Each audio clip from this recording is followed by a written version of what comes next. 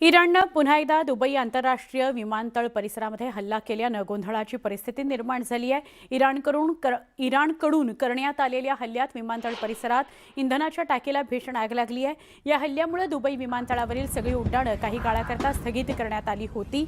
या हल्ल्यामुळे विमानसेवेवर काही काळ विस्कळीत झाल्याची किंवा विमानसेवा थांबवण्याची वेळ आलेली होती। या हल्ल्यात अद्याप कुठलीही जीवितहानी झाली नाहीये, पण भीती आणि तणावाचं वातावरण नक्कीच आहे।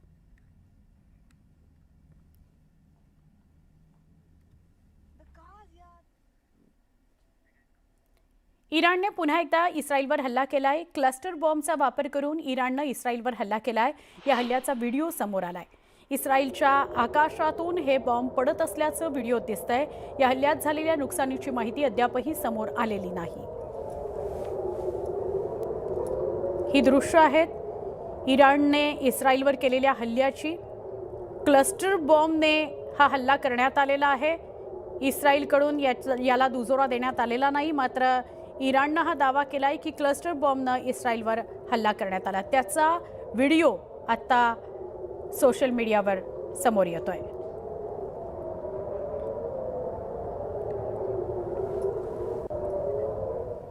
इस्रायलनं लेबनॉनमधील हिजबुल्लामध्ये पुन्हा एकदा जोरदार हल्ला केला। हिजबुल्लातील अनेक महत्त्वाच्या तळांवर हल्ले करण्यात आलेले आहेत, त्यामुळे जनजीवन पूर्णपणे लेबनॉनचं विस्कळीत झालंय। बैरूतमधील लॉजिस्टिकल बिल्डिंगला सुद्धा हल्लेखोरांनी लक्ष्य केलं अशी माहिती समोर येते। दुसरीकडे दक्षिण लेबनॉनमधील लॉन्चर आणि लॉन्च साईट तसंच मोठी दहशतवादी तळं सुद्धा उद्ध्वस्त करण्यात आली आहेत। यावेळी अनेकांचा मृत्यू झाल्याची माहिती आहे। आखातात सुरू असलेल्या या युद्धामुळे जागतिक पातळीवर तेलाच्या पुरवठ्याबाबत चिंता वाढतीये। हॉर्मुझची सामुद्रधुनी बंद केल्यावर आता इराण हुंती या बंडखोरांच्या मदतीने तेलाचा आणखी एक मार्ग बंद करण्याचा प्रयत्न करतंय। येमेनच्या हुती बंडखोरांनी बाब अल मंडेब ही सामुद्रधुनी बंद करण्याची धमकी दिली आहे, ज्यामुळे संपूर्ण जगावरच तीव्र तेल संकट येऊ शकते। त्यातही युरोप आणि आशियात मोठी टंचाई जाणवू शकते।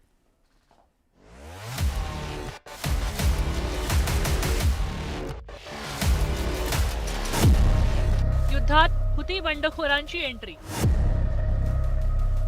इराणला मिळवून देणार विक्ट्री। होर्मुझ नंतर आता बाब अल मंडेब बंद होणार।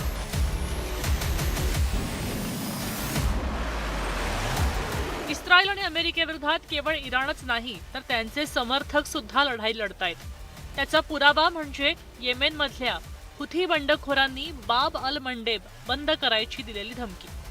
म्हणजेच हिजबुल्लाह नंतर इराणचा आणखी एक समर्थक गट युद्धात उतरायची तयारी करतोय आणि त्याचबरोबर तेलाची एक मोठी लाईफलाईन ब्लॉक करायची धमकी देतोय। इराणच्या फार्स न्यूजने दिलेल्या माहितीनुसार हुती बंडखोर युद्धात उतरण्यासाठी सज्ज आहेत।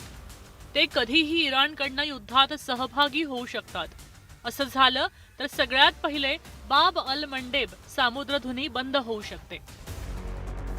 म्हणजेच इराण आणि त्यांचे समर्थक गट जगाला तेल संकटामध्ये ढकलण्यासाठी तयारी करतायत, कारण असं केल्यानं अर्धयुद्ध दारुगोळ्याशिवाय जिंकलं जाऊ शकतं। तसं तर आतापर्यंत या युद्धामध्ये हुती बंडखोर शांत आहेत।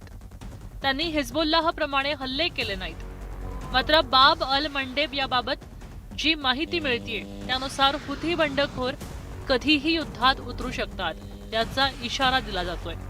कारण हुती बंडखोर इराणच्या 3 टप्प्याच्या रणनीतीचा हिस्सा मानले जातात आणि कोणत्याही वेळी कोणत्याही परिस्थितीमध्ये ते उत्तर द्यायला तयार असतात। كل الخيارات مفتوحة، وإذا ما اضطررنا إلى استخدام ورقة باب المندب فإننا سنستخدم هذه الورقة بشكل مرن بحيث نستهدف كل الدول المتورطة في العدوان على लुबनान وعلى इराण। इस्रायल अमेरिकेविरोधात वाढत चाललेल्या युद्धामध्ये इराण आता जगाला तेलाच्या एका थेंबासाठी तडफडत ठेवण्याच्या तयारीत आहे। होर्मुझची सामुद्रधुनी बंद केल्यावर इराणकडनं आता हुती बंडखोरांच्या मदतीनं बाब अल मंडेब सामुद्रधुनी बंद करायचं प्लॅनिंग सुरू आहे। इराण बाब अल मंडेब सामुद्रधुनी बंद करणार।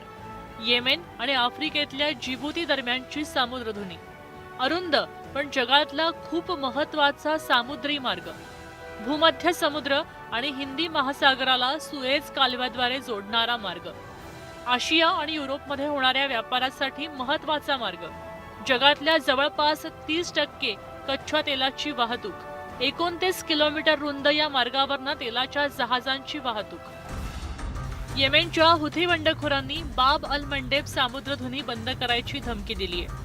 अमेरिका आणि इस्रायलनं इराण विरोधात हल्ले सुरू ठेवले, तर इराण हुथींना हाताशी धरून बाब अल मंडेब मधनं जाणारी जहाजं सुद्धा अडवणार आहे। त्यामुळे जगात तेलाचं संकट आणखी गडद होऊ शकतं। Bureau report, news 18 Marathi.